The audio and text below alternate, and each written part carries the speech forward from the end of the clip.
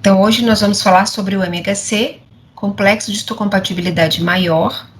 O MHC, ele é considerado proteínas que estão relacionadas com a compatibilidade de tecidos. Ele, na verdade, se chama complexo de histocompatibilidade principal, porque ele está acima do complexo, ele está acima do sistema ABO-RH. Então, mesmo que você tenha tecidos ABO e RH compatíveis, você precisa ter também compatibilidade entre o MHC dessas duas pessoas. Esse MHC, ele foi descoberto originalmente a partir de pesquisas em pilotos, pilotos na Segunda Guerra Mundial. Na Segunda Guerra surgiu o avião e como arma de guerra, e os pilotos que sofriam queimaduras e rejeitavam tecidos na tentativa de salvar esses pilotos, foi feito, então, uma doação de tecidos entre doador e o piloto que sofreu queimadura na tentativa de salvar, só que eles rejeitavam os tecidos. E aí começou uma série de pesquisas para identificar. E aí perceberam que existia um antígeno na superfície dos leucócitos dos doadores. E aí eles chamaram de antígeno leucocitário humano, HLA, que hoje a gente sabe que é o MHC. Ele também hoje em dia, ele também é chamado de HLA, você também vai achar com esse nome. Mas eu gosto muito do nome MHC, complexo de histocompatibilidade principal, porque na verdade é um conjunto de genes que está no braço curto do cromossoma 6, então ele é literalmente é um complexo que ele viabiliza a compatibilidade entre tecidos, ele é principal porque ele está acima do sistema ABO-RH. Então, ele não está somente nos leucócitos. Por isso eu gosto mais do nome MHC, porque eu acho que ele reflete melhor essa realidade do que simplesmente antígeno leucocitário humano, mas é a mesma coisa, tá? Então, na verdade, é um grupo de genes e esses, dependendo de qual é a sua característica genética, a sua molécula resultante dos genes do MHC, ou seja, sua molécula de MHC, vai ter uma característica que vai ser diferente da outra pessoa. Por isso, existe tentativas de ver qual é o MHC mais compatível para aquele receptor. Daí surgir uma lista de doadores, de receptores, né, de órgãos. Você fica na fila esperando surgir um órgão que seja compatível com o seu MHC. E compatível não significa igual, tá?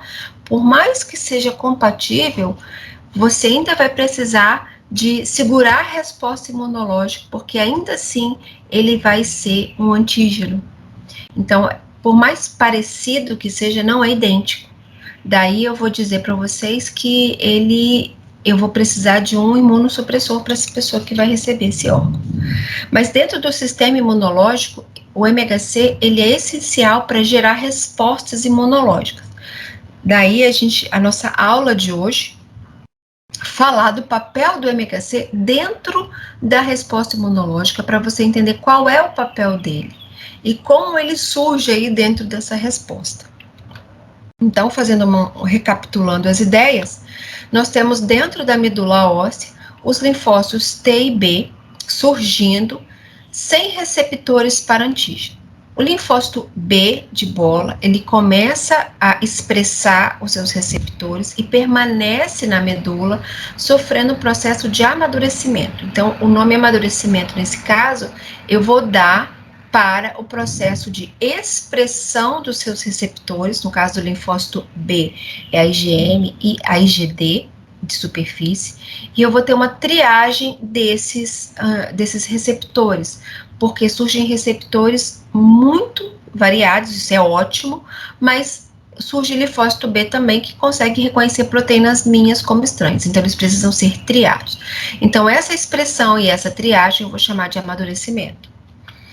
Por outro lado, os linfócitos T saem do timo, da medula, e vão para o timo. E lá no timo eles sofrem um processo semelhante aos que os linfócitos B estão sofrendo na medula. A diferença é que no timo, os linfócitos T, eles são triados, de forma que os TCRs dele reconheçam apenas antígenos externos, então aqueles que reconhecem proteínas minhas como estranhas são eliminados. Também aí dentro desse processo vai ser triado linfócitos T, cujo receptor consegue se encaixar nas minhas moléculas de MHC. Então, na medula, eu tenho os linfócitos, como eu falei, os linfócitos B e T surgindo sem receptores, sem proteínas de superfície, e sofrendo, o linfócito B permanece na medula para sofrer o amadurecimento que eu estava explicando, e o linfócito T vai para o timo sofrer esse processo de amadurecimento lá. Então, o linfócito T, que aqui a gente vai trabalhar aqui hoje, ele sofre um amadurecimento de forma que o receptor dele são triados linfócitos T cujo receptor reconheçam apenas antígenos estranhos e aqueles que conseguem se adaptar à molécula de MHC, que é o que a gente vai estar trabalhando aqui hoje. E aí, esses linfócitos B e T, uma vez amadurecidos o B na medula e o T no timo, eles vão para a circulação sanguínea e a partir dessa circulação eles chegam no órgão linfóide secundário. Então, por exemplo, eles vão entrar no linfonodo a partir dos vasos linfáticos aferentes, tá? Falei besteira, desculpa, deixa eu voltar. Os linfócitos T e B, eles vão para a circulação e chegam no órgão linfóide através do sangue. Então, eles chegam no no linfonodo, por exemplo, através do vaso sanguíneo. Onde exatamente? Nos vasos sanguíneos tem aquelas vênulas de endotélio alto. Então, eles conseguem, via vênula de HEV, vênula de endotélio alto, entrar nessa região, no órgão linfóide secundário. Por outro lado, enquanto isso está acontecendo, os antígenos externos que entram nos meus tecidos, por exemplo, são captados por uma APC, uma célula apresentadora de antígeno, que aqui eu vou chamar, que eu vou dizer que é a dendrítica. A célula dendrítica, então, capta esse antígeno e ela vai quebrar esse antígeno dentro dela. E isso eu vou chamar de processamento de antígeno. Eu vou quebrar esse antígeno e vou associá-lo à molécula de MHC. E vou para o órgão linfóide secundário. Esse sim, se ele está vindo do tecido, o antígeno e a célula dendrítica vão chegar ao linfonodo, né, no caso, se eles vêm do tecido, através do vaso linfático aferente. E eles vão se encontrar no tecido linfóide. Então, repetindo, o linfócito B e T chegam no tecido linfóide secundário através da corrente sanguínea, e se o antígeno estiver no sangue, ele também chega através do sangue no tecido linfóide secundário, que aí no caso seria baço. Mas se for na pele, por exemplo, ele vai chegar via vaso linfático, tá? E se esse antígeno estiver na mucosa, por exemplo, na mucosa intestinal, ele vai chegar na placa de Peyer, por exemplo, no tecido linfóide associado à mucosa. E aí o tecido linfóide em questão vai ser tecido linfóide associado à mucosa. Então aí vai depender de o local de onde o antígeno entrou, mas as células T e B sempre vão chegar, quando elas estão nave, através da circulação sanguínea. E aí, dentro do tecido linfóide, acontece a apresentação de antígeno dentro da fenda do MHC ao linfócito T. Então, mostrando numa imagem, eu tenho essas portas de entrada, podem ser a pele, pode ser a mucosa, tanto do trato gastrointestinal ou do trato respiratório. Se vocês pararem para pensar em qual parte do meu corpo entra em contato com o meio externo, vocês vão ver que externamente eu tenho pele, mas internamente eu tenho mucosa. Então, mucosa respiratória e mucosa oral, né, mucosa do trato digestório. Se você pegasse toda a mucosa, tanto do trato gastrointestinal quanto do trato respiratório, é uma área de contato com o meio externo imenso, e a pele também. Então, eu tenho todas essas regiões, pele, trato gastrointestinal e trato respiratório, eu tenho epitélio. Então, esse epitélio só vai mudar o tipo de epitélio, mas esse epitélio, ele é uma área de contato com o externo. Então, o ar com substâncias que estão pairando nele, no trato digestório, no alimento, ou na pele, o que encosta em mim. Então, eu coloquei essa imagem aqui, ele tem um antígeno, aqui eu tenho uma célula dendrítica, a célula dendrítica capta esse antígeno, e ele sai, então, do epitélio, e o interessante é que essa célula dendrítica, pessoal, ela está aqui em repouso. Quando ela entra em contato com o antígeno, ela passa a se tornar ativada. Então, ela capta o antígeno e, ao mesmo tempo em que ela capta o antígeno, ela também sofre uma ativação. Essa ativação se traduz em, ela para de expressar receptores para essa região e inicia a expressão de receptores para o órgão linfóide secundário. Então, ela se desprende do local, sai daqui e vai, então, para o vaso linfático do tecido e vai para o linfonodo. Ela vai entrar, então, no linfonodo pelo vaso linfático aferente. E aí a gente vai contar o que está acontecendo dentro dessa célula dendrítica. Por outro lado, o antígeno também pode entrar sozinho no vaso linfático. Vocês estão vendo aquele solto. Então, as duas coisas acontecem em paralelo. Tanto a célula dendrítica trazendo o antígeno, quanto o antígeno livre. Agora, quando os dois entram aqui dentro do linfonodo, vale a pena a gente parar para pensar que o linfócito T, né, só reconhece antígenos que são apresentados a ele. Eu até brinco dizendo que é linfócito T de todo-poderoso e B de bobo. É uma analogia bobinha, mas que te ajuda. O que você quer dizer com isso? O T de todo-poderoso, ele quer que alguém leve o antígeno para ele. O B, ninguém leva o antígeno para ele. Ele precisa reconhecer sozinho o antígeno. Então, trazendo isso aí para essa analogia aí, essa brincadeira para a verdade, né? O que acontece é que o receptor do linfócito B reconhece antígenos livres, solúveis, particulados, inteiros também, mas livres, ninguém traz nada para ele. Então, esse antígeno ele já chega aqui, ó, nessa área onde eu tenho muitos linfócitos B e células apresentadoras. A célula dendrítica chega e ela tende a ir direto para as regiões onde estão os linfócitos T. Por quê? Porque ela quer logo agradar o chefe, ela quer logo apresentar para o linfócito T. Então, o linfonodo captura antígenos do epitélio, que pode ser epitélio mucoso ou da pele, tá? E vai reconhecer o antígeno lá. Agora, se o antígeno cair, por exemplo, numa corrente sanguínea, então que eu tenho uma vênula, o que vai acontecer? O sangue é levado, então, para outro órgão linfóide secundário, que é o baço. E aí, lá no baço, alguém na minha tutoria falou que o baço filtra o sangue. A gente tem que ter cuidado com essa palavra filtra, porque quem faz a filtragem aí do sangue, mesmo se eu vou usar com reservas esse termo filtrar, é o rim. O baço, o sangue passa pelo baço para que as hemácias velhas sejam retiradas do sangue. Então, ele faz hemocatarese na polpa vermelha, e existe uma polpa branca em que estão localizados os linfócitos. Então, esses antígenos, eles chegam na região e acabam sendo captados por células dendríticas no baço, e a partir daí são apresentados os linfócitos T lá no baço.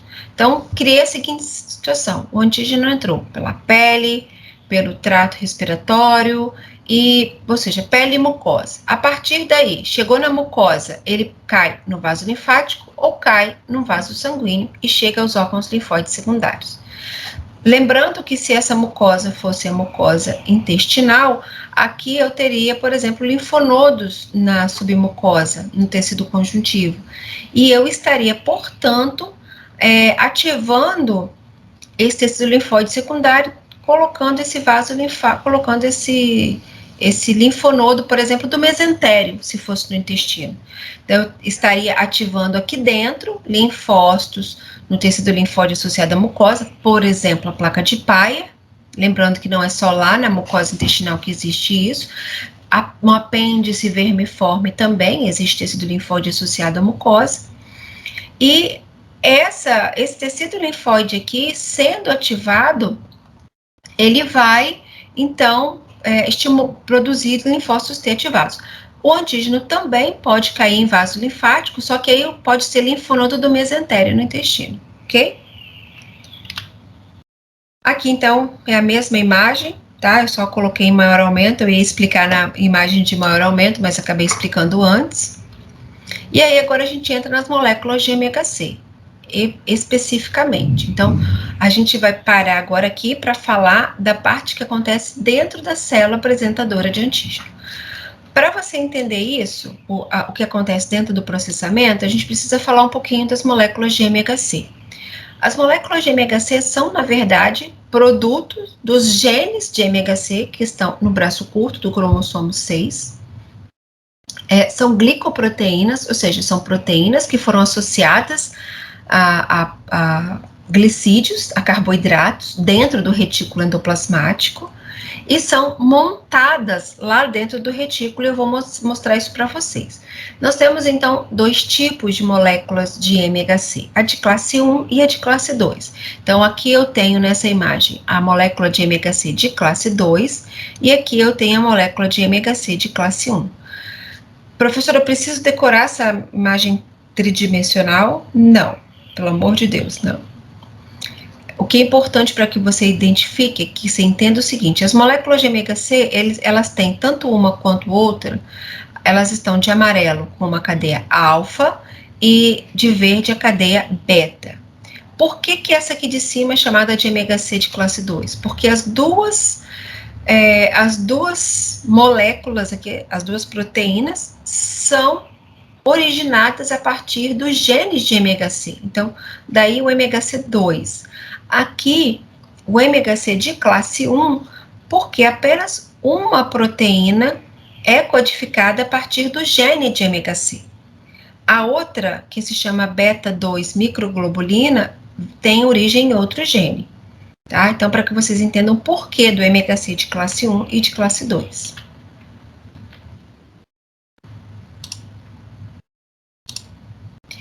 Qual a função dessas moléculas de MHC? Então, a principal função da molécula é carrear na sua fenda um antígeno fragmentado para que ele possa ser apresentado ao linfócito T.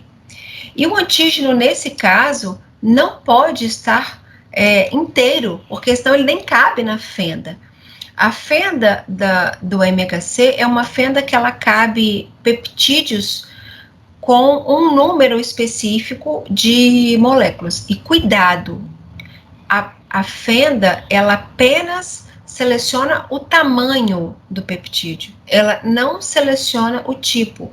Então, as moléculas de MHC, elas não são específicas para determinado antígeno, não. É só realmente uma fenda com um espaço físico que vai caber ali uma determinada sequência de peptídeo. E esse peptídeo, então, se encaixa na fenda para ser levado. Por isso, esse antígeno, ele precisa ter sido fragmentado para que ele, então, para que, então, eu consiga ter sequências de peptídeo que se adapte ali naquela fenda. Bom, uma vez adaptado à fenda, eu preciso levar isso ao linfócito T. E eu comentei com vocês que dentro do processo de amadurecimento do linfócito T no timo, são selecionados linfócitos T que conseguem se adaptar ao MHC. Eu chamo isso de restrição ao MHC, restrição do MHC. Então, se eu tiver essa situação aqui, que é a minha situação ideal, eu tenho aqui a superfície de um linfócito T, apresentando o seu TCR, e eu tenho aqui a superfície da célula apresentadora com a sua molécula de MHC. Como eu tenho aqui só uma perninha transmembrana, eu vou dizer, então, já sei que esse aqui é o MHC de classe 1. Bom, esse MHC está apresentando na sua fenda um determinado antígeno, com um determinado formato, ou seja, com uma determinada quantidade ali de peptídeos num determinado formato. E esse linfócito T, o seu TCR, observem, ele consegue se adaptar à molécula de MHC e ao antígeno. Encaixe perfeito. Vai acontecer aqui o reconhecimento do antígeno. Esse linfócito T, eu posso dizer que o TCR dele é capaz de se ligar ao MHC e ele é capaz de reconhecer o antígeno. Esses dois têm algum tipo de restrição. Esse aqui até tem capacidade de reconhecer o antígeno, mas ele não tem capacidade de se adaptar ao MHC. Esse outro, ele tem capacidade de se ligar ao MHC, observem aqui pelo encaixe, mas ele não consegue reconhecer o antígeno. Então, essas duas situações aqui não geram ativação e a apresentação e ativação do linfócito T. Bom, a molécula de MHC de classe 1, ela está na superfície de todas as células nucleadas, ou seja, estou fazendo uma exceção aqui às hemácias. E as moléculas de MHC, elas sempre carregam dentro da fenda peptídeos de antígenos intracelulares. Professora, o que é um antígeno intracelular? É aquele antígeno que foi degradado dentro da célula, tá? Ou vocês podem ouvir a seguinte frase: são antígenos que foram produzidos dentro da célula. É verdade, mas tem exceção. Agora, para a frase, carregam peptídeos de antígenos intracelulares, ou seja, carregam peptídeos que foram degradados, produzidos dentro da célula, tá? Não tem problema. Então, vou até repetir isso aqui para ficar, acho que não ficou muito claro. A molécula de MHC de classe 1, ela apresenta antígenos intracelulares, antígenos que foram produzidos dentro da célula, que foram produzidos e degradados, tá?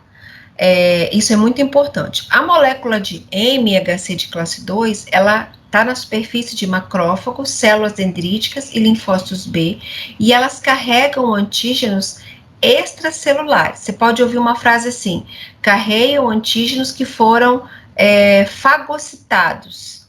Às vezes pode ter um antígeno que infectou a célula, mas os antígenos, eles vêm de uma área externa, eles foram produzidos externamente e eles apenas foram degradados lá dentro, tá? Então, eles são peptídeos de origem extracelular, eles não foram produzidos lá dentro, eles foram degradados lá dentro. Então, a gente entra aqui agora na fase de processamento, isso vai ficar mais claro agora. Então, vamos lá. Então, aqui eu tenho esse antígeno, ele está externo, então eu vou chamar de antígeno extracelular. Ele foi endocitado, também poderia ter sido fagocitado. Então, eu vou falar aqui de uma endostose, poderia ser qualquer uma das duas, uma vez que formou uma vesícula aqui, que seria endocítica, também poderia ser uma vesícula fagocítica. Essa vesícula, então, se encaminha para ligação ao lisossomo. Então, lisossomo de um lado, vesícula endocítica do outro, elas se fundem e formam o endolisossomo, ou se foi fagocitado. Oi? Alô? Tá, alguém ligou sem querer, né? Então, vocês estão me ouvindo? Tá tudo certinho? Sim, professora, a gente está te ouvindo sim. Tá ótimo. Então, a vesícula endocítica ou vesícula fagocítica se funde ao lisossomo e forma o fagolisossomo ou endolisossomo. E aí acontece, então, uma fusão e uma degradação desse antígeno. As enzimas lisossomais degradam esse antígeno em fragmentos. Enquanto isso, a molécula de MHC de classe 2, observem que ela tem duas cadeias transmembrana, ela é enviada do retículo para o Golgi, e do Golgi ela segue ela é encaminhada ao fagolisossomo ou ao endolisossomo, e uma vez chegando aqui, o fragmento, então o peptídeo, se encaixa na molécula de MHC, e agora eu tenho o conjunto MHC de classe 2 e antígeno, e ele então vai ser expresso, então, digestão do antígeno, 4, vesícula com o MHC se encaminhando para a vesícula ácida, e no 6, ligação do peptídeo à fenda. E a expressão na superfície do complexo peptídeo MHC. Então, observe, esse antígeno aqui, ele foi produzido onde, pessoal? No meio externo, certo? Ele foi degradado só aqui dentro. Agora, um antígeno que foi... Agora, imagina, se fosse um vírus que estivesse se multiplicado aqui dentro, ele teria sido ligado ao lisossomo? Não. Por isso que esses antígenos extracelulares, eles foram produzidos do lado de fora. Eles apenas foram degradados aqui dentro dessa célula, tá? Uma outra vista agora, essa aqui é uma imagem do ABAS. Talvez vocês estejam mais adaptados a essa imagem. E aqui ela mostra outras moléculas que estão envolvidas nesse processo. Olha só. Aqui eu tenho captação de proteínas extracelulares, então, captação vesícula endocítica ou endocítica, fagocítica ou endocítica, fusão com o lisossomo. Essa fusão, ela vai gerar uma digestão, e enquanto isso, olha o que está acontecendo aqui. Aqui eu tenho a molécula de MHC, de classe 2. Ah, professora, como é que você sabe que é de classe 2? Porque eu tenho a cadeia alfa e cadeia beta transmembrana, tá vendo? Agora, observem esse desenho. Elas estão ligadas a chaperonas, que estão mantendo essas moléculas desmontadas. Vocês sabem, não sei se vocês já ouviram falar, se já falaram para vocês o que significa chaperona. Então, vou dizer. Chaperon vem do francês, que significa dama de companhia. Na França, as donzelas, elas, para não serem expostas à malícia dos outros, para que uma donzela não fosse andando pela rua sozinha e que não fosse abordada por um namorado ou qualquer coisa semelhante, elas eram acompanhadas por damas mais velhas, até de companhia, que zelavam, então, pela virtude dessa moçoila, digamos assim. Então, daí vem o nome chaperon. E aí, isso, adaptado ao português, virou chaperona. Aqui, a chaperona, ela também, digamos assim, está mantendo a virtude do MHC. Ou seja, está mantendo o MHC desmontado. Professora, o que você quer chamar com a virtude do MHC? Agora, eu quero que vocês parem e pensem. O que vai acontecer com esse MHC aqui, que está aqui na superfície? Não vai ser apresentado para o linfócito T? Onde é que está o MHC de classe 2? Dentro do retículo endoplasmático. Mas, gente, o que acontece dentro do retículo endoplasmático? Síntese de proteínas, né? Ali tem um ribossomos, então, que é o que está acontecendo aqui, ó. Eu tenho antígenos, eu tenho proteínas, proteínas próprias, que estão sendo sintetizadas aqui nessa sequência, tá vendo? Os ribossomos estão produzindo. E aí, essa proteína, ela poderia se ligar no MHC de classe 2. O que vocês acham que ia acontecer com esse MHC de classe 2? Ele ia levar para o linfócito T proteínas próprias e ficar mostrando toda hora proteínas próprias. Isso não seria muito interessante para a gente, concorda? Eu estaria a todo momento mostrando, olha, aqui tem proteína própria, quem quer reconhecer? Quem quer reconhecer? Uma hora eu vou achar alguém. Uma hora eu vou achar um linfócito T autorreativo para isso. Então, isso seria um perigo. Então, essa chaperona, trazendo aqui da nossa analogia, que também é uma dama de companhia, guardando a virtude dessa molécula, mantém essa molécula desmontada, com as cadeias afastadas, para que nada entre aí nessa fenda. Quando essa fenda se une ela continua sendo protegida por uma cadeia invariante, que a gente chama aqui, cadeia invariante. E essa cadeia invariante, então, ela se adapta ao MHC, protegendo o MHC de classe 2, ou seja, bloqueando a entrada de qualquer proteína própria ali.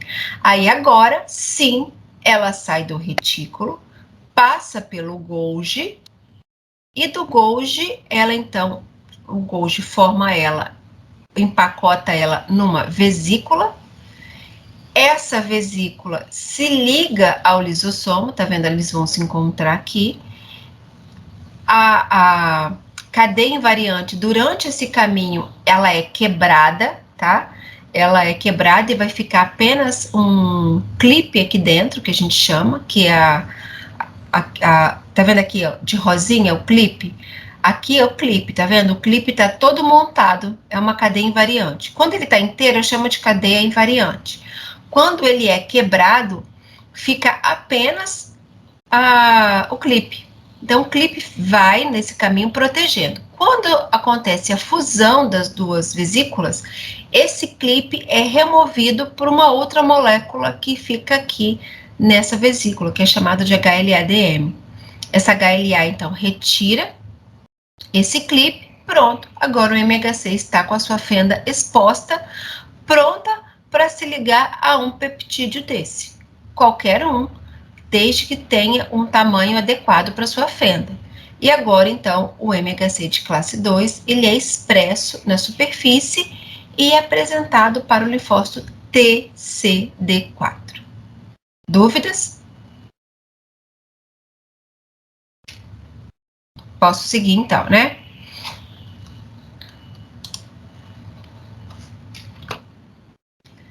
Bom, então, aqui acontece, aquele desenho anterior, esse desenho aqui, não tem todos os detalhes, mas se eu fosse colocar aqueles detalhes aqui, seria, aqui dentro do retículo, na verdade, isso aqui não está montado, ele está mantido, essas moléculas estão mantidas separadas por chaperonas. Depois, ela é protegida por uma cadeia invariante aqui dentro. Essa cadeia invariante, então, protege a fenda para que nenhum antígeno consiga se ligar. Aqui dentro mesmo, já existe a ligação da cadeia invariante dentro do retículo. A cadeia invariante protege para que nenhuma proteína própria aqui do retículo se ligue no MHC. Esse MHC, então, é transportado para o Golgi, MHC de classe 2 mais cadeia invariante. Quando ele é empacotado no Golgi, a cadeia invariante é degradada, ficando apenas o clipe aqui na fenda protegendo. Então, aqui nesse momento onde eu estou passando a minha ponteira, eu tenho um clipe protegendo a fenda ainda. Esse clipe só vai ser removido quando houver a fusão dessas duas vesículas. E aí sim, o HLA-DM, que está aqui na superfície, remove o clipe, deixando a fenda exposta para adaptação ao peptídeo antigênico, e esse conjunto, então, é exposto na superfície. Então, eu tenho síntese de MHC2, montagem e proteção da molécula de MHC. E o MHC de classe 1?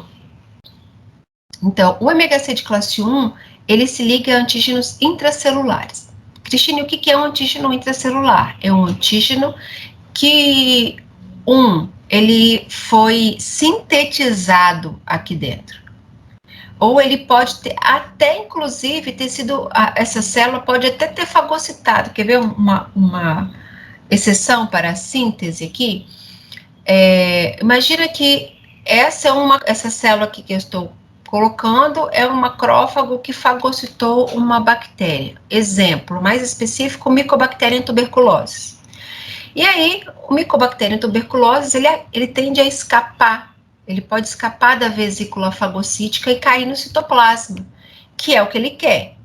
E ele quer, o Mycobacterium tuberculosis e o Leprae também, ele quer se multiplicar dentro do citoplasma, porque ele é uma bactéria de vida intracelular.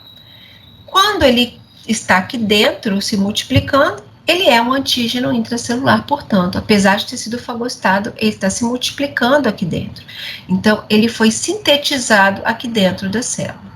Uma vez que ele foi sintetizado, acontece uma coisa muito interessante. Proteínas dentro da nossa célula, que a nossa célula não identifica como úteis, são marcadas para reaproveitamento.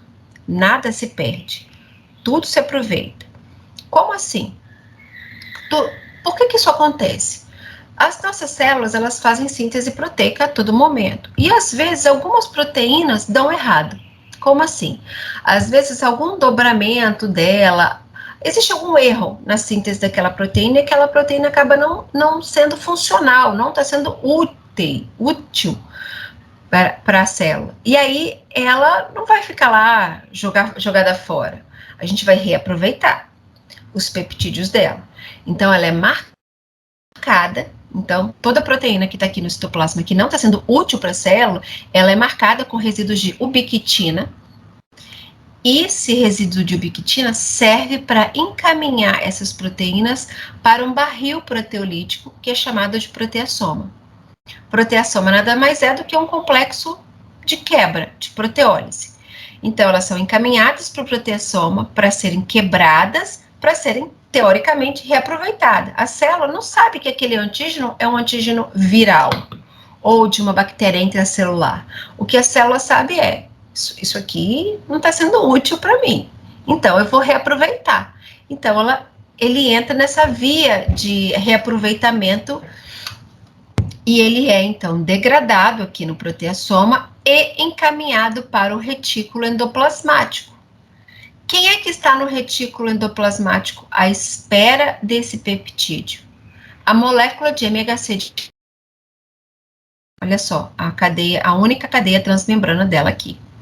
Então, ela vai se ligar à fenda.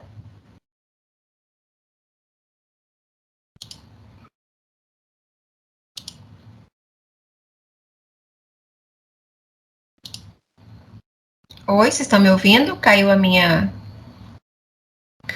apresentação aqui. Está te ouvindo, sim. Só não está vendo a passagem dos slides ainda. Apareceu ou não? Deixa eu tirar. Caiu minha internet.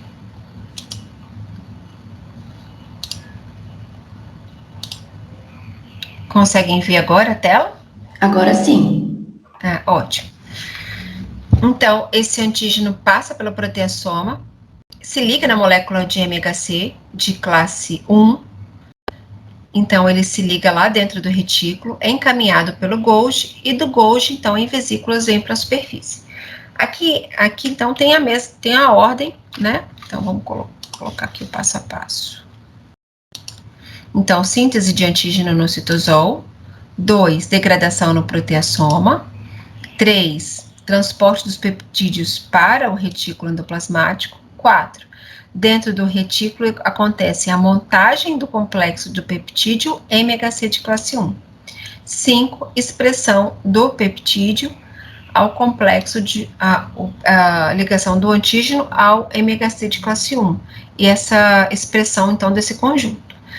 Agora aqui eu vou fazer a mesma pergunta a vocês. Imagina se essa fenda do MHC de classe 1 estivesse como está nessa parte desse desenho, totalmente desprotegida.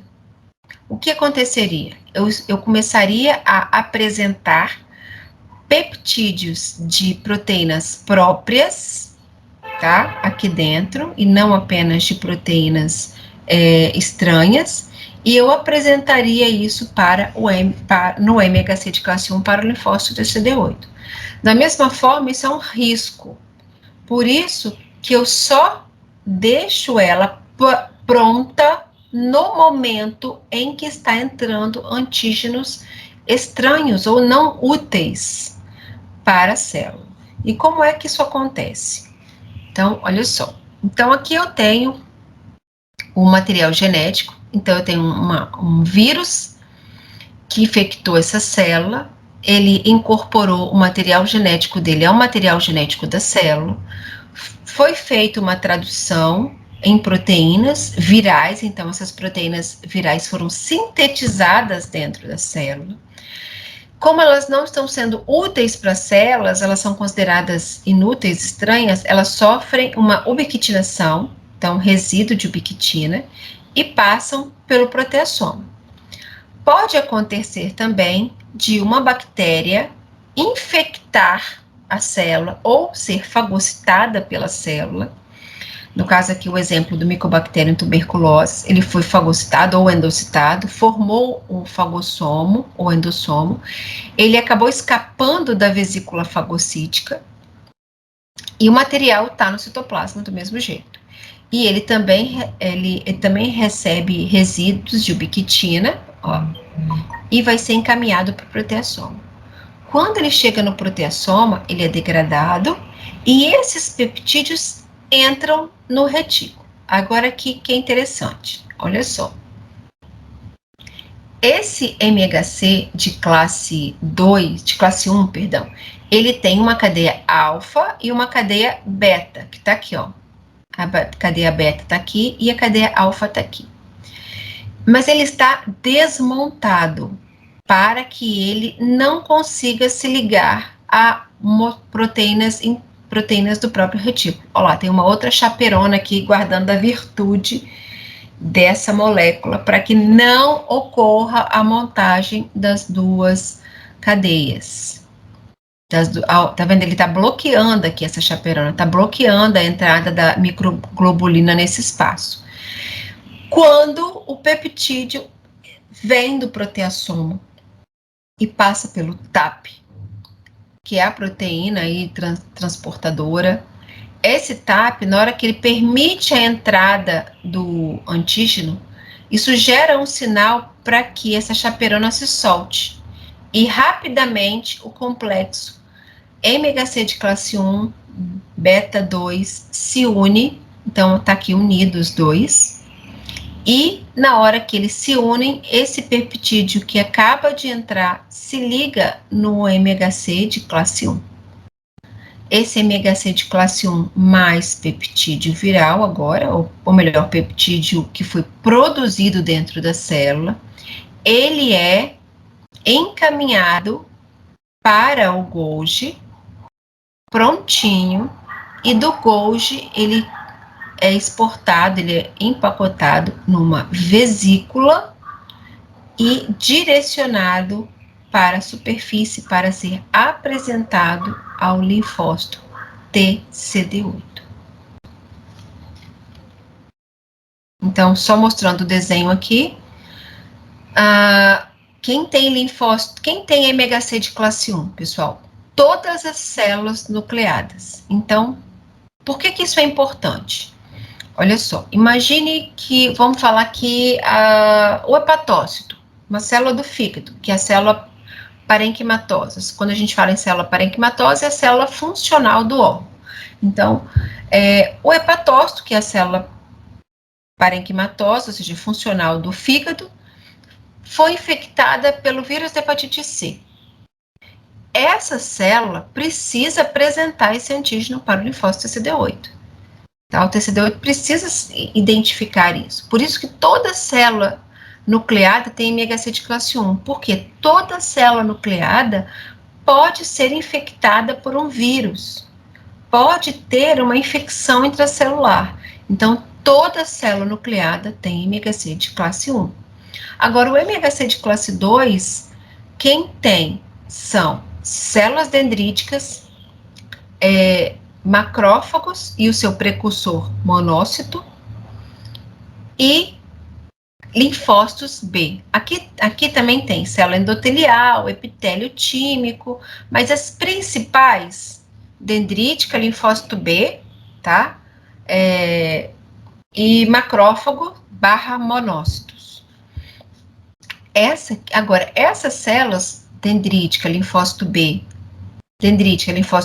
e macrófagos, elas são nucleadas, ou seja, elas conseguem apresentar tanto o MHC de classe 2 quanto o MHC de classe 1, ok? Então, elas são consideradas apresentadoras de antígeno profissional.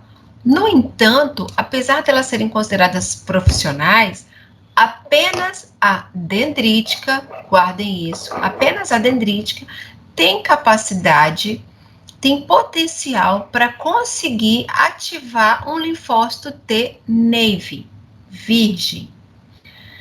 Uma vez que esse linfócito T navy foi ativado e se diferenciou em célula efetora, e aí eu chamo agora de T helper 1, T helper 2, T citolítico, né, no caso, sim, apenas diferenciada em efetora, ela consegue ser estimulada pelo macrófago e pelo linfócito B. Agora, antes, ainda na fase de célula virgem, apenas a dendrítica, tá?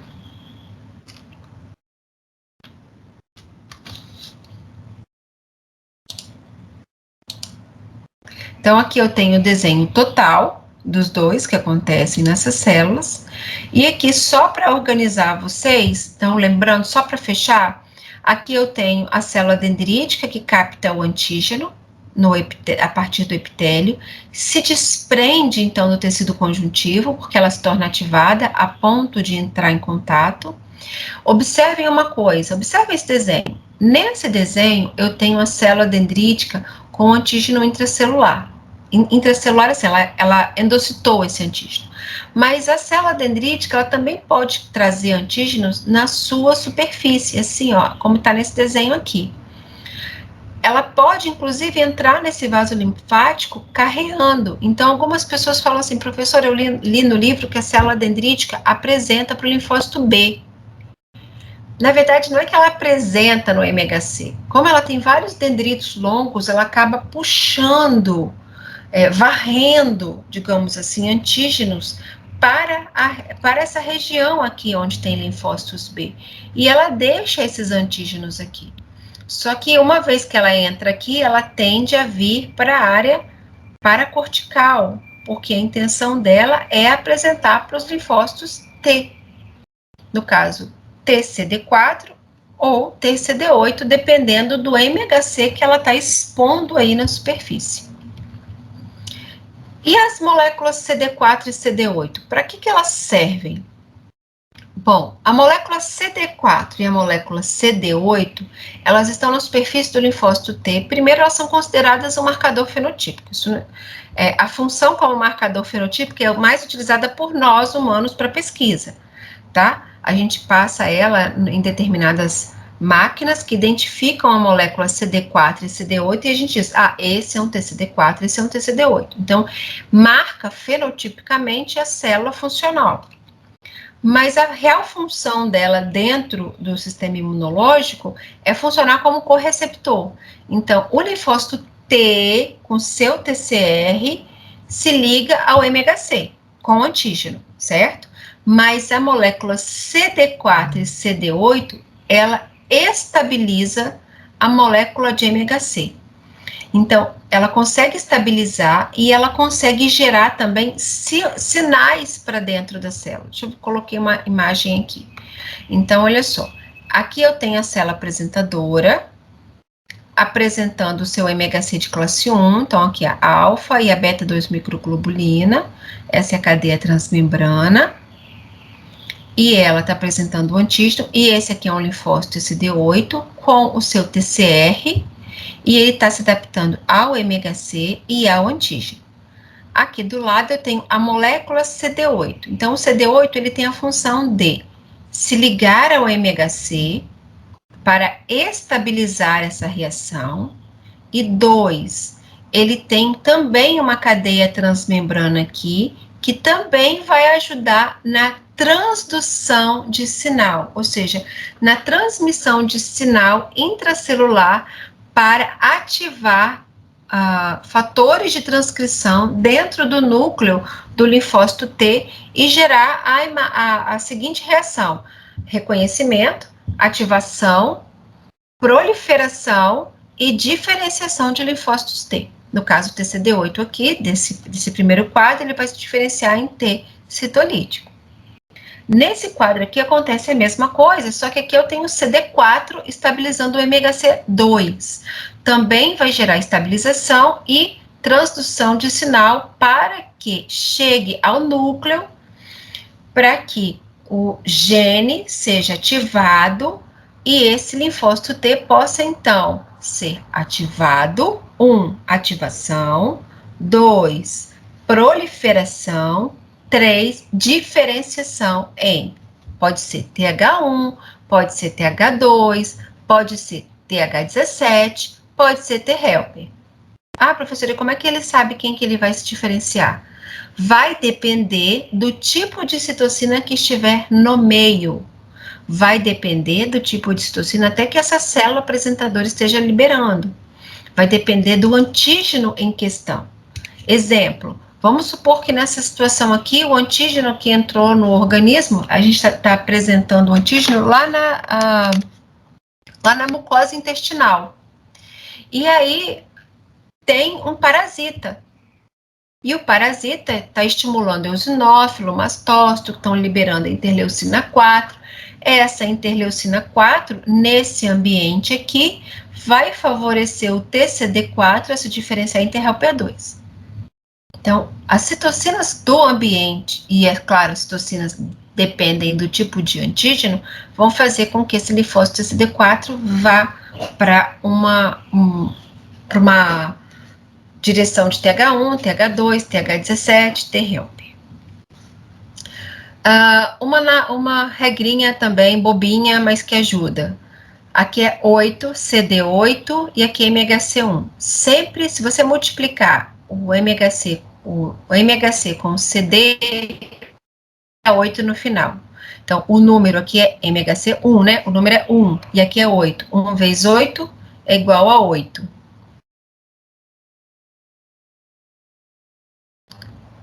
Voltei?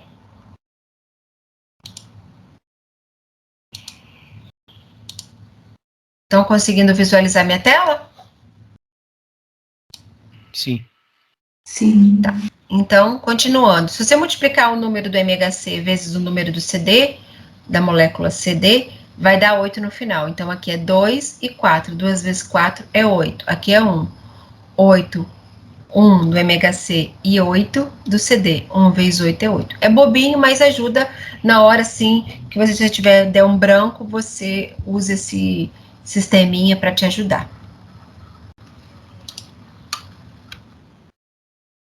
E para terminar, quero dizer a vocês que existe também um tipo de apresentação chamada apresentação cruzada, que ela é um pouco diferente. Olha que interessante.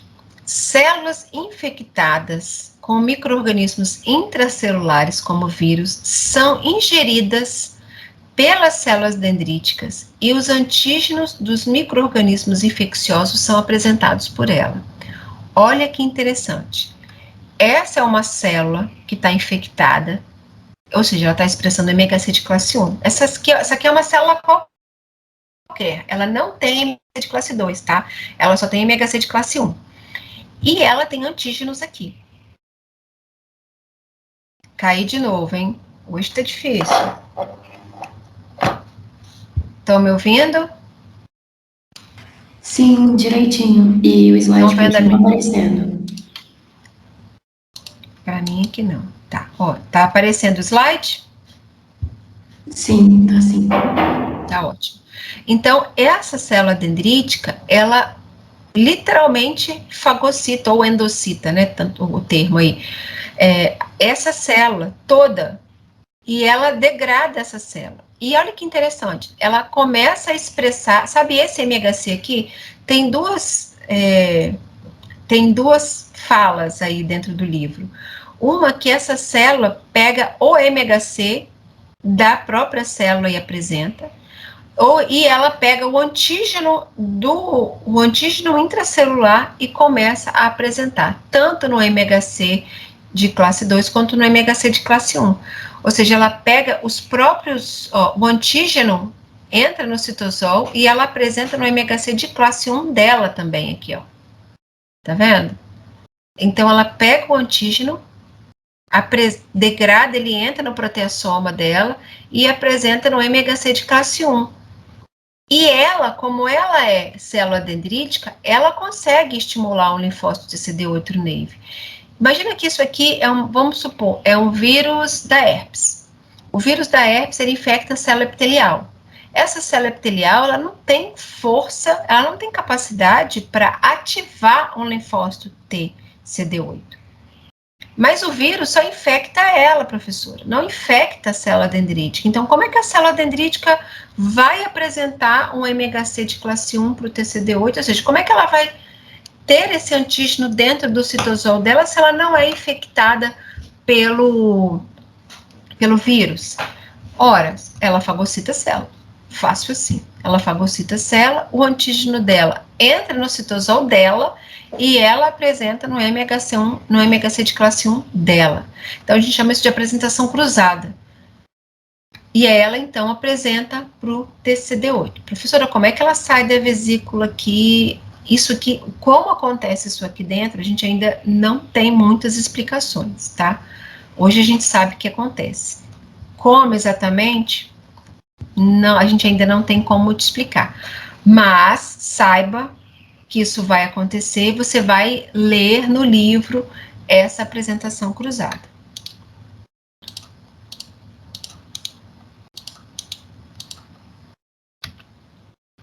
É isso, pessoal. Dúvidas? Professora, Oi? tem como você explicar de novo rapidinho só aquela parte que você disse que células dendríticas conseguem ativar o linfócito T-naive? Claro, claro. É porque é um dos motivos de ela ser a principal APC, né?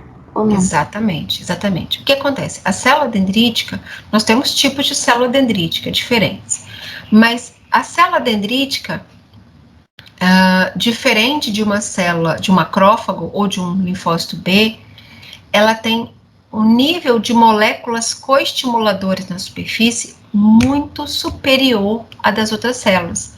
Por isso, a força que ela tem de estimular os linfócitos T é muito grande.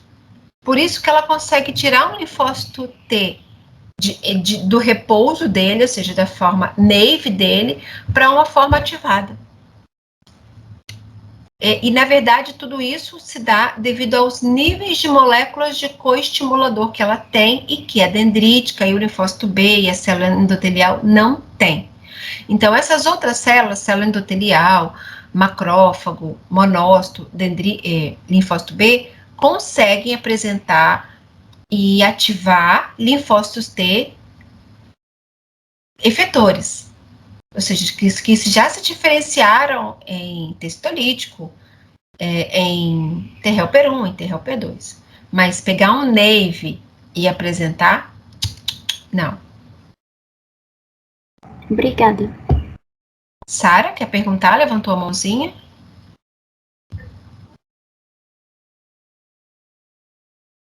Sara levantou a mão, quer perguntar? Ei, professora, é Lohana. Eu tô aqui na sala com a Sara, o microfone dela não tá funcionando, mas a nossa dúvida é a mesma.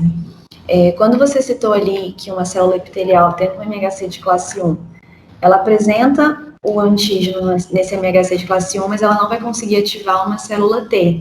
E aí acho que ativação cruzada, não me lembro o nome certinho. Apresentação cruzada. O MHC de classe 1, então, da célula epitelial não vai servir para nada, porque quem vai fagocitar ela inteira vai ser a célula dendrítica, certo? A gente só está com dúvida do porquê que vai valer, importa a célula epitelial ter o MHC de classe 1 ou não importa nesse caso, na apresentação cruzada? Excelente pergunta. Então, olha só, por que é importante que a célula, vamos colocar nosso exemplo aqui da célula epitelial, tem MHC de classe 1. Então, vamos supor que eu tenho uma infecção aqui no lábio, por herpes, e eu tenho várias células que estão apresentando a MHC de classe 1 aqui. Por que é importante que elas tenham que elas tenham esse MHC? Então, vamos pensar. Aqui eu tenho o lábio. Vocês estão me vendo bem na câmera? Sim. Então, eu tenho vasos linfáticos que drenam para os linfonodos submandibulares, certo?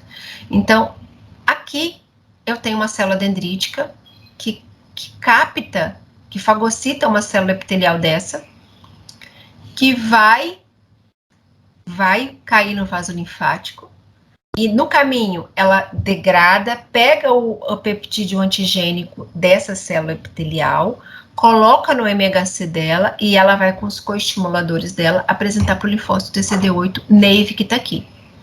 Então só ela consegue fazer isso. A epitelial não teria força para, se a epitelial sair daqui e cair no vaso linfático e for para o linfonodo, ela não consegue ativar um TCD8. Ela não tem correceptor para isso. Ela não tem nível de B7 na sua superfície, o receptor não, ela não tem nível de coestimulador para isso. Mas a dendrítica fazendo isso por ela, o linfócito TCD8 aqui dentro vai ser ativado, se diferencia, prolifera, se diferencia em tecitolítico, sai daqui pela corrente sanguínea, desce pela corrente, pelo vaso linfático, ele está no linfonodo, né? Sai pelo linfonodo, pelo vaso linfático eferente, desce, vai para o ducto torácico, cai na corrente sanguínea, via corrente sanguínea, ele volta para minha boca, no caso para o meu epitélio, agora tecitolítico, né? Lembra? E ele chega aqui. Agora aqui eu vou responder a sua questão. Quando o linfócito tecitolítico chega aqui, é muito importante que ele saiba quem é que está infectado aí. Quem é que eu preciso eliminar? Quem tenha no MHC de classe 1 um peptídeo do vírus da herpes. Então, todas as células que estão aqui, que estão apresentando MHC de classe 1 com o peptídeo do vírus da herpes, são eliminadas por ele. Por isso que... Entendeu? Isso. Então, assim, é importante que todas as nossas células tenham MHC de classe 1, porque todas as nossas células podem ser infectadas por vírus. Algum vírus qualquer. E ela precisa mostrar isso para alguém. Seja para NK, seja para o tecitolítico. Agora, quem que vai poder estimular esse linfócito T-naive é só a dendrítica. Então, a dendrítica ela vai fazer esse papel de inicializar.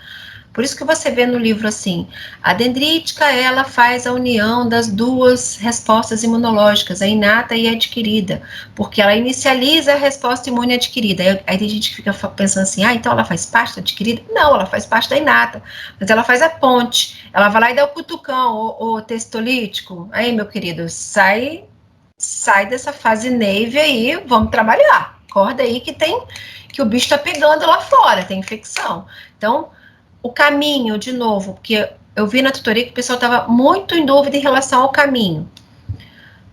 O antígeno sai daqui, no caso, o antígeno sai daqui, a célula apresentadora sai do local da infecção, cai no vaso linfático, chega no linfonodo, que no caso aqui vai ser o linfonodo submandibular, pelo vaso linfático aferente. Aqui dentro, a célula dendrítica apresenta esse antígeno no MHC de classe 1 para o linfócito tecitolítico. O tecitolítico faz um reconhecimento, uma ativação, uma proliferação e uma diferenciação em tecitolítico, até então ele é só TCD8. O linfonodo, o que vocês acham que vai acontecer com o linfonodo? Tem um processo inflamatório aqui. Está chegando antígeno aqui. E o tecitolítico está se multiplicando, então o linfonodo aumenta. E aí, quando você aprende no HC, vocês vão aprender a fazer a palpação no paciente. Então, vocês vão fazer palpação e vão identificar se tem linfonodo aumentado. Inclusive, tem o meu aqui aumentado. E aí, você sabe que tem alguma coisa nessa região. Tá? Aqui, ó, tá. Então, tem alguma coisa, algum processo infeccioso, alguma inflamaçãozinha. Aí é o linfócito.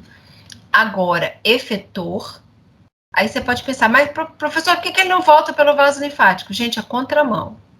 Vaso linfático só vai até linfonodo, e do linfonodo, vaso linfático vai para ducto torácico ou ducto linfático. Então, ele tem que sair daqui, pelo vaso linfático eferente, vai para o ducto torácico. Lá no ducto torácico, ele cai na circulação sanguínea.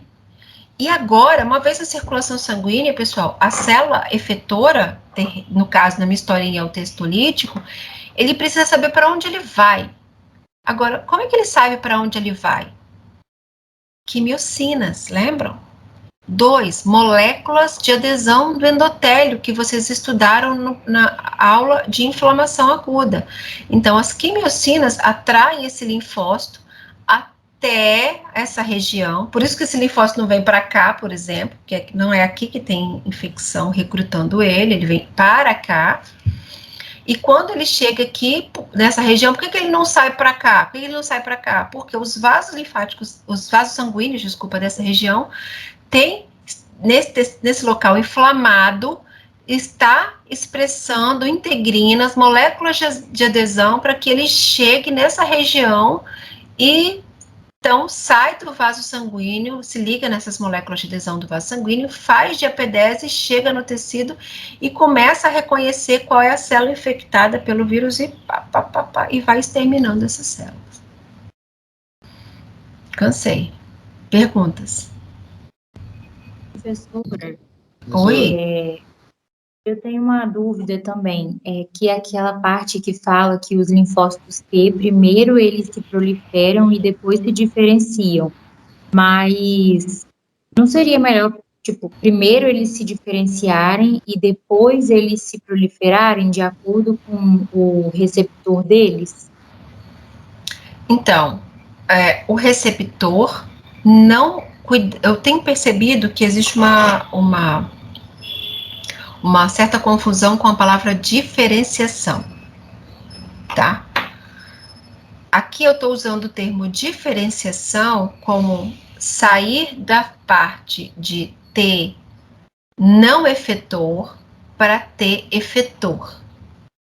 Ou seja, ele já tem um receptor específico nesse ponto, ele já reconheceu o antígeno, ele só vai se tornar efetor, ou seja, ele só vai ganhar características que façam que ele libere citocinas, ou que ele libere grânulos, que faça ele agir de uma forma eficiente para que ele possa efetuar a sua função. Tá? Então, ele só vai fazer uma expansão clonal para a partir daí gerar uma diferenciação. Eu tenho percebido que a palavra diferenciação e maturação está gerando uma certa confusão entre vocês. Então, percebi isso lá na tutoria. Então, deixa eu vou colocar essas palavras mais fáceis, talvez, de vocês, e talvez de uma forma mais adequada. Lá no timo e na medula, esses linfócitos T ganham receptores específicos. Eles já saem dos órgãos linfóides primários com seus receptores específicos para determinado antígeno. Então, quando ele chega no linfonodo, ele já é específico para o antígeno A, por exemplo. E aí, vamos botar nomes, talvez fique mais fácil. Ele já sai do timo específico para o coronavírus do tipo... Agora é delta, né? Então, delta. Tá? Então, eu tenho um TCD8 específico para o delta. Eu tenho outro TCD8 específico para o coronavírus, que é a P1. Todo mundo ouviu falar na P1, a P1 está no Brasil, a P1 é a brasileira. Tá. Então, eu tenho 2 TCD8 específicos para coronavírus, mas que se ligam a coisas diferentes. Um é específico para delta e outro é específico para variante P1. As duas já saem assim do timo. Elas já chegam no linfonodo assim. E no linfonodo assim, elas apenas vão ser ativadas para proliferação, para expansão clonal e diferenciação em T citolítico capaz de matar delta. Então, diferenciação em efetor acontece no órgão linfóide secundário. Ganho de receptor para especificidade acontece nos órgãos linfóides primários. Outra coisa é o termo maturação. Eu vi na tutoria o pessoal usando o termo maturação dentro do órgão linfóide secundário, e realmente o livro traz isso, mas isso gera um pouco de confusão. Maturação é melhor, lembra que o livro ele é uma tradução, Então, quando eu falo em maturação, eu penso em maturação de um linfócito que está ganhando receptor específico. Ou seja, então, maturação e desenvolvimento dentro dos órgãos linfóides secundários. Quando eu falo em encontrar um antígeno, isso agora dentro do secundário, linfonodo, por exemplo, encontrar um antígeno para o qual ele já é específico, ele já tem receptor para isso. No caso da nossa historinha agora, é o delta. Ele encontra com delta. Então, esse termo maturação aqui que o livro, ele vai amadurecer em célula efetora. Gera confusão para vocês. Então, acho que é melhor você pensar aqui, que aqui, no órgão linfóide secundário, que ele já é específico, ele encontra com delta aqui, ele vai proliferar, ele vai fazer expansão clonal, porque uma andorinha só não faz verão nesse caso, o linfócito T não vai adiantar para nada, então ele vai fazer expansão clonal e ele vai se transformar num TCD8 citolítico, ou seja, efetor, capaz de matar células infectadas pela delta. E aí eu vou chamar isso de diferenciação, fica melhor aqui. Então, diferenciação aqui, maturação lá nos primários. Maturação, eu penso em ganho de receptor para antígeno específico. Tá bom, professora, obrigada. Ajudou, Thaisa? Aham. Só mais uma coisinha. A gente pode perguntar, porque hoje é a nossa última conferência. Então, eu sou toda de vocês. Então, na verdade, ela vai sair com o receptor já do órgão linfóide primário, então a apresentação do antígeno já vai ter acontecido, assim, no primário? Boa pergunta, excelente pergunta. Recomendo que vocês deem uma lidinha depois na aula de desenvolvimento de linfócito T e B, que vocês tiveram com a professora Tatiana, mas vamos lá, ela trata sobre isso, Thaís. O que acontece dentro do primário? Essa aula de desenvolvimento de linfócito T e B não é uma aula fácil, mas o que acontece? Vocês estão vendo a minha estante de mentira aqui? Você está vendo, Thaisa? Sim. Já li todos esses livros, tá?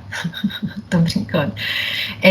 Vamos fazer o seguinte, faz de conta que essa sala virtual minha é o órgão linfóide primário. O timo. E aqui dentro tem um monte de linfócito T. Todos os linfócitos T imaturos, ou seja, eles ainda estão em desenvolvimento ainda. E eles acabaram de ganhar, cada um deles expressou um determinado receptor para antígeno. Então, você imagina, tem linfócito T aqui específico para as mais variadas nuances químicas existentes no planeta. Então, tem linfócito T que se liga em tudo quanto é coisa. O que o timo faz? Isso é um perigo. Você concorda comigo que isso é um perigo? Sim. Então, eu tenho linfócitos T autorreativos, inclusive aqui, que eu não posso liberar. Então, eu vou fazer o seguinte, eu vou colocar todos e vou mostrar a todos um mostruário, uma estante de proteínas do meu organismo. Então, faz de conta que essa estante aqui, cada livro desse é uma proteína do meu organismo que tem dentro do timo. E eu vou colocar esses linfócitos T, eu vou mostrar essa estante de proteínas do corpo para esses linfócitos T e vou dizer, olha, bora brincar? Cada um pega o seu preferido, cada um pega o livro preferido, ou seja, linfócitos peguem os antígenos para os quais vocês são específicos. Linfócitos T, liguem-se a proteínas que vocês conseguem se encaixar. Então, se ele se encaixou é porque ele é específico. O que acontece nesse momento? Eles saem se ligando em tudo, que eles podem, que eles conseguem, aliás.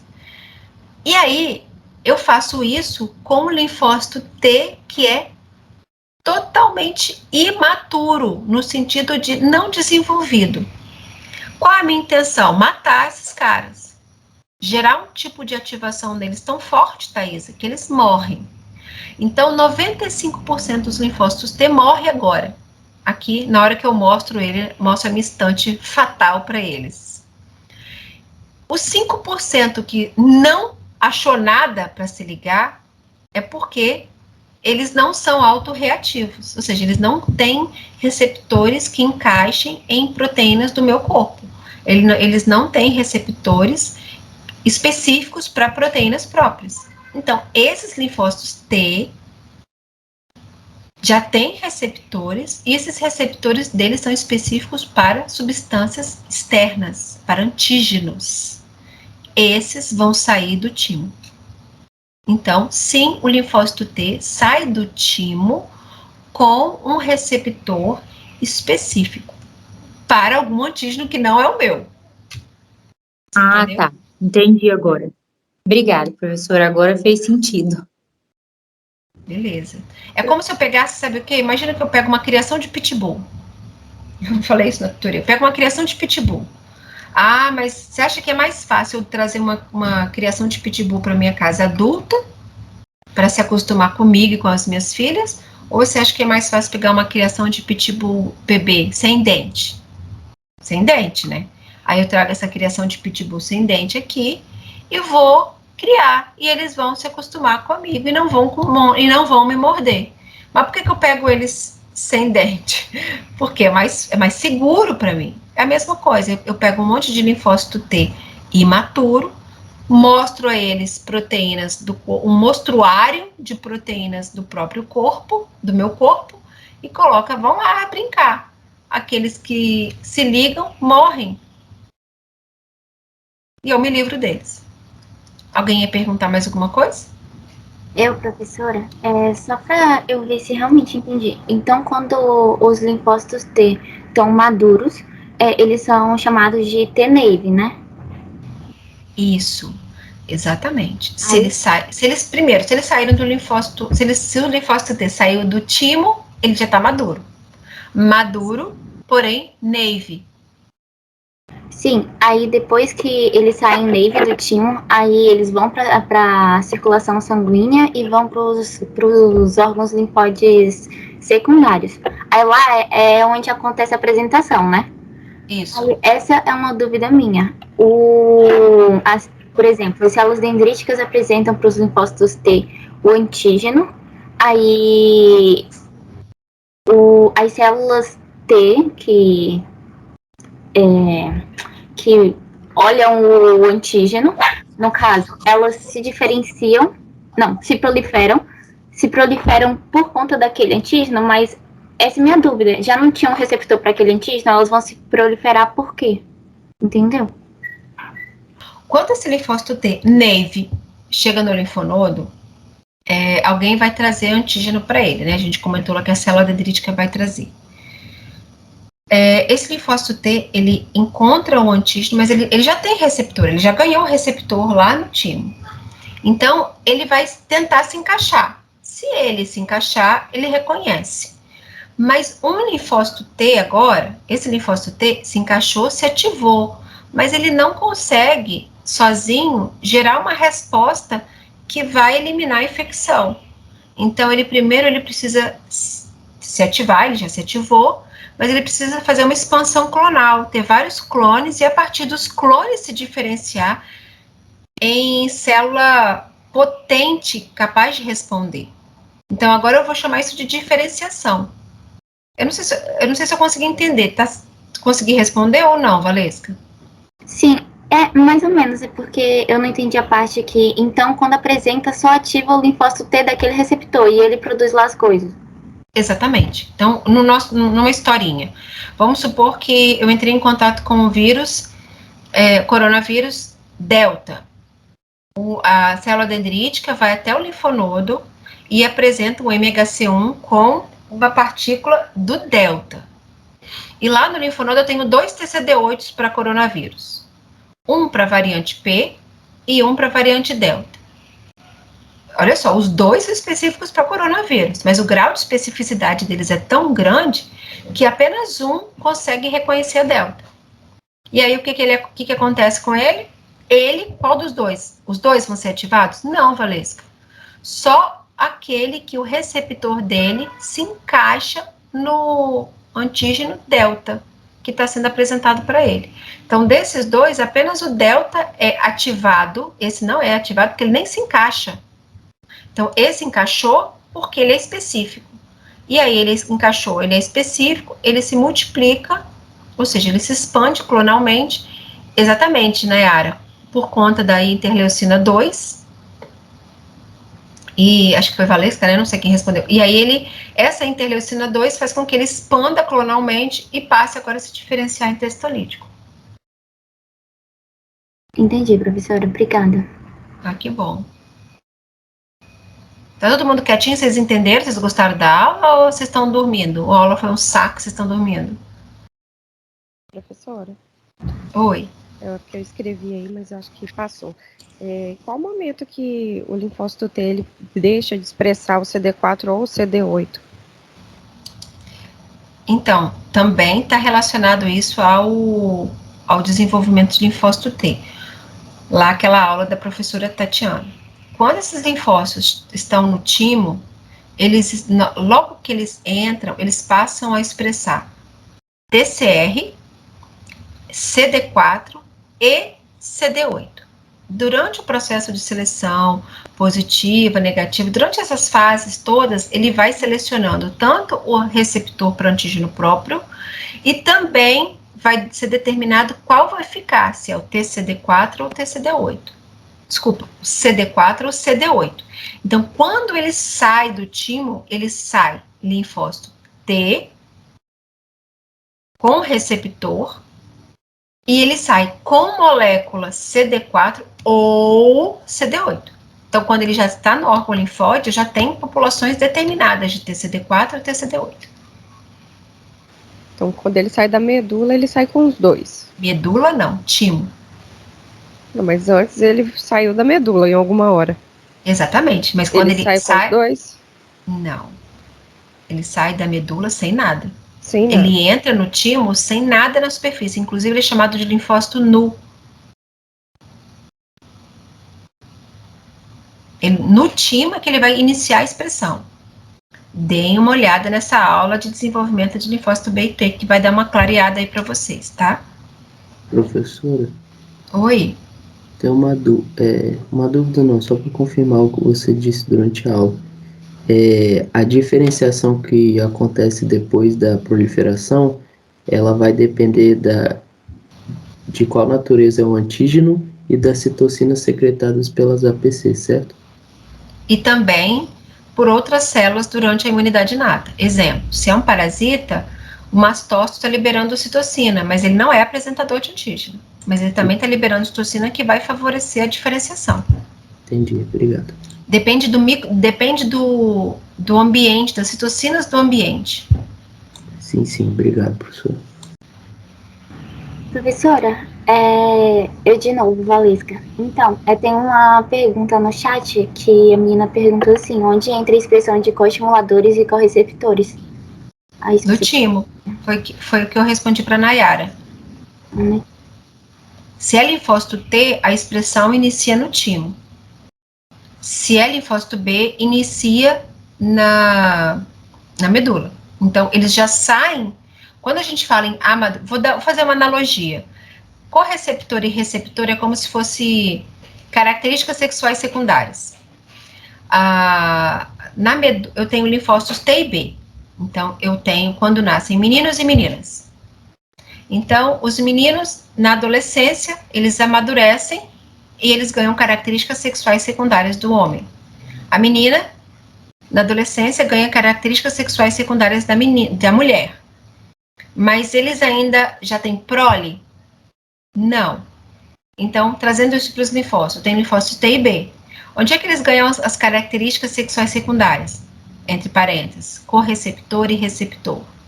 Durante a sua adolescência, seu amadurecimento no órgão linfóide primário. Depois que ele sai do órgão linfóide primário, ele vai para o órgão linfóide secundário. E lá no órgão linfóide secundário é que ele vai proliferar. Entendeu? Mas ele tem que encontrar o antígeno. Mas essa questão, os correceptores, a gente entendeu que os linfócitos ganham no timo. E ela também tinha perguntado a questão da expressão dos coestimuladores. Os coestimuladores já estão nas células dendríticas, né? Então não tem nada... Tem uma coisa, outra coisa. Coestimulador está na célula apresentadora. Certinho, então. Só isso. Obrigada. Dúvidas? Professora, Oi. quando você falou da apresentação cruzada, ela é cruzada porque a célula dendrítica apresenta os dois tipos de MHC e pode apresentar por CD4 e CD8? Também. Né? Ela pode apresentar duplamente, então. Mas a questão, eu imagino, ele não explica o porquê do nome, mas eu imagino que o porquê do nome seja porque eu pego de uma outra pessoa, eu pego de uma outra célula e apresento, sabe? Tá cruzando aí. Entendi, mas pode apresentar ao mesmo tempo para dois tipos de linfócito? Se eu tiver os dois MHC daquele antígeno, sim, muito comum. Entendi. E outra questão seja o micro-organismo intracelular ou extracelular, esqueci o que eu ia perguntar. Acontece a fagocitose nos dois casos? Pode acontecer. Vamos pensar comigo. Antígeno intracelular. A bactéria foi fagocitada. Micobactéria em tuberculose. Legionella pneumófila. São agentes que, uma vez fagocitado, escapam da vesícula fagocítica e caem no citoplasma. E começam a se multiplicar lá dentro. Aí é patógeno intracelular. MHC de classe 1. Entendi. E essas proteínas proteolíticas que formam o proteassomo, elas estão presentes em todas as células ou elas são fabricadas depois que acontece? Não, todas as células, amém. Beleza, entendi. Obrigado. Que bom que você gostou, Vitória. Fico muito feliz que vocês tenham gostado. Essa foi a nossa primeira e última conferência desse modo. Carolina falando que deu uma luz muito boa pra gente. Que bom, fico feliz. Feliz mesmo. Tá? A gente vai ter mais uma consultoria, mas a consultoria de exercícios na quinta-feira. Então, eu vou colocar essa aula aqui, vou subir essa aula no YouTube para vocês, aí passo o link para vocês. Obrigada, professora. Um beijo para vocês, tá? Bons estudos, boa aula.